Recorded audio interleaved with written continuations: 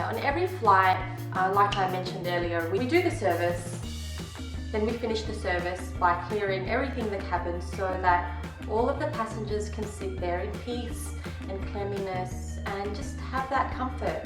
We do this in the fastest possible way, even though sometimes as a passenger you might feel like you've been sitting there for hours with a dirty tray in front of you. There's a reason for that, and I'll tell you why later. Sometimes it can feel as though you're sitting there for hours with a dirty tray in front of you and you're just thinking, when is this going to be gone so that I can go to sleep or just watch this movie in peace? I'd like to speak on behalf of a lot of flight attendants, if not most, or if not all. We do endeavour to have that removed from your sight as soon as possible. Also, from the flight attendant's end of things, the sooner that's done, the sooner that part of the job is also complete. So in no way, shape or form has that been left in front of you on purpose. Unless it's revenge because you were acting like an idiot. Oh, I'm disclosing too much stuff here. You might have noticed on a flight that cart rolls back into the galley, but unlike the time that it went out to you to provide you the trays or to give you the trays, it's actually coming back, and on top of that cart there are containers, and on those containers are the additional rubbish like I showed you that were on the trays that don't fit inside. What happens by the time it all gets back to the galley is an absolute hole. It's like it's like the aircraft dumping site.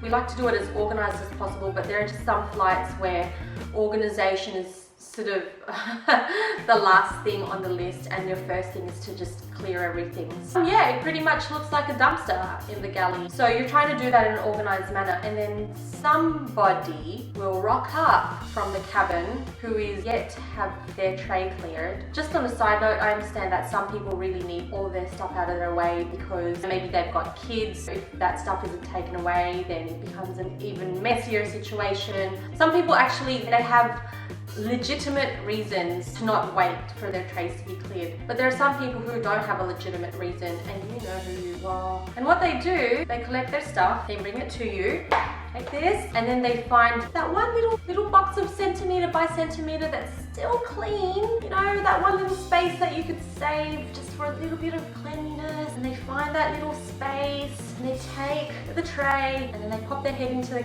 galley. Hi, I just wanted to put this there, thank you. You go, yeah, you could just put that away for me. Thank you, I just want to put it.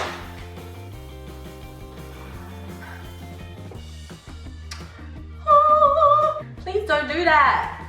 Here's another one. With the airline that I used to work with before, we used to go out with a round of drinks every 20 minutes, or we would try to. Now, to give you perspective on the trays that we used to carry, they're like this wide. Actually, maybe a little bit bigger. On this goes a lot of drinks.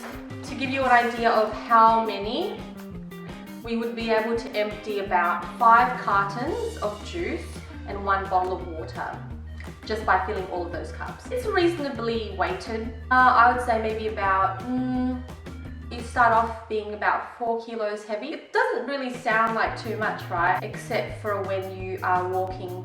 Think of your aircraft. When you see an aircraft from the terminal, when you're ready to board a flight, and you go, wow, look at those big planes, they're so big.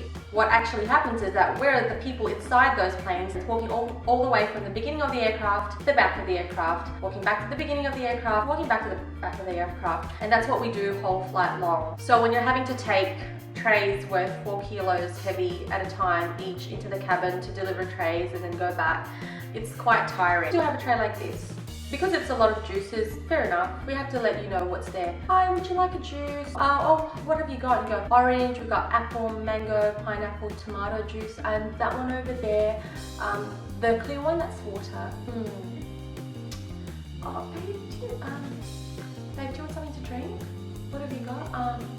Oh, what have they got? Orange, pineapple, mango, tomato, and at the end we've got some water. Yeah, did you hear that? It's got orange, apple. That one, is that pineapple? No, that's orange juice. Which one's the pineapple? It's that one, the yellow one. The yellow one, yeah. Pineapple is yellow. Not the red one. No, that is tomato juice. Stand there like this.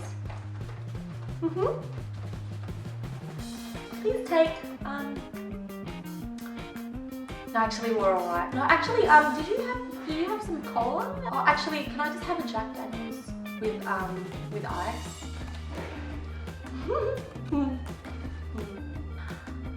But this is a job, right? And some flights are 14 hours long. Sometimes you just need a break and you can't really go anywhere. You can only go to the toilet. Wow, that just sounded so sad. You can only go to the toilet to comfort yourself. Yeah, the last thing in the world you want to do is carry 4 kilos of drinks and just be like, hello. Oh, you don't know which one is, or like pineapple juice. I'm pretty sure pineapple juice doesn't look like water. Water looks like water, and pineapple juice looks like pineapple juice. It's yellow. So yeah, please don't do that.